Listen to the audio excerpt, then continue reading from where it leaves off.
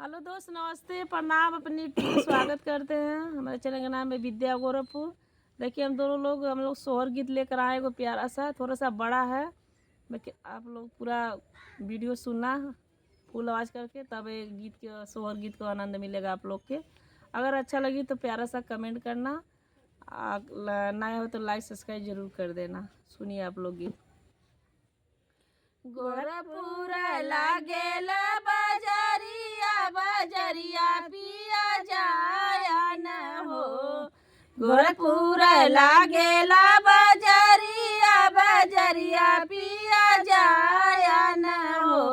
हे राजा हम के तुलाया चुनरिया न नदी के लुगरिया न हो।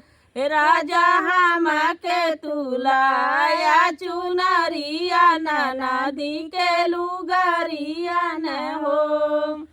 तू मोरी रानिया से रानिया तू आई मोरी धनिया न हो। तू मोरी रानिया से रानिया तू आई मोरी धनिया न हो। ए धनिया जानी बोला तू हाई गारा भवानिया सासुराई तिरचुनरिया उनके सो बेला हो। ए धनिया जानी बोला तू हाई गारा भवा बहनिया सासुराई तिरचुनरिया उनके सो बेला हो। गोरखपुर लागेले बजरिया बजरिया रोज जाया न हो।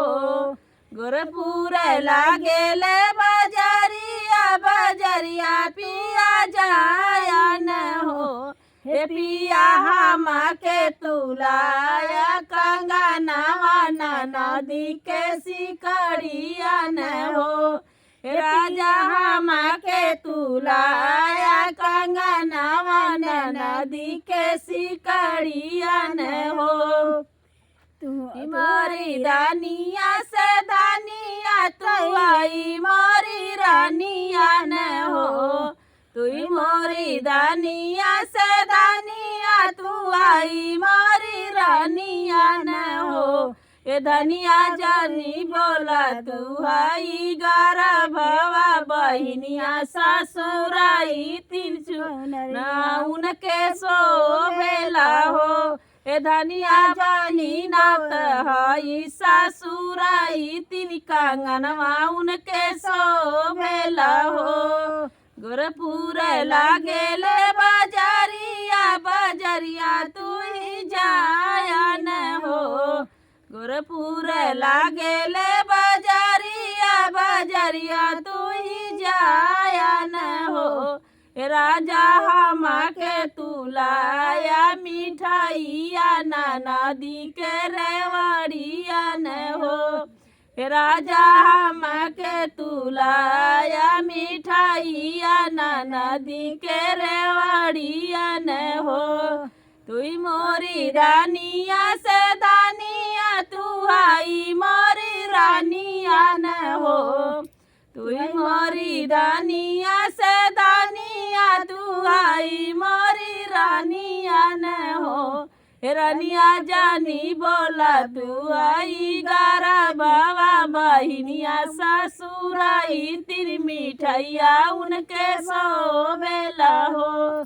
हे धनिया जानी बोला तू हाई गारा भवा बहनिया सासुराई तीन मिठाइया उनके सो बेला हो।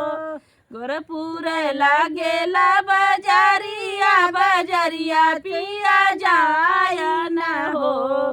गोरखपुर लागेला बजरिया बजरिया पिया जाया न हो। ए पिया हम के तुलाया चुनरिया न नदी के लुगरिया न हो।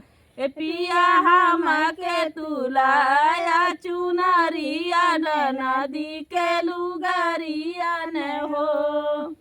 देखिए स्वर गीत कैसा है।